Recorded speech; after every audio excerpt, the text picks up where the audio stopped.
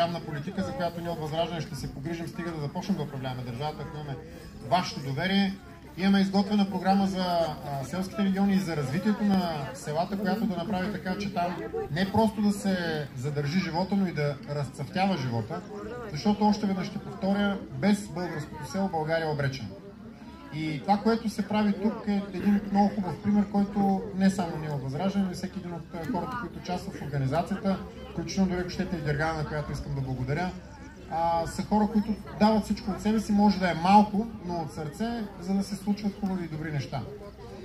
Нашата цел на ВЪЗРАЖДАНЕ е много простичка. Всеки ден да правим по нещо добро и да сме спокойни за бъдещето, защото когато сме направили това, което трябва, знаем, че ще стане това, което трябва. А ако не стане, поне сме направили всичко, което зависи от нас.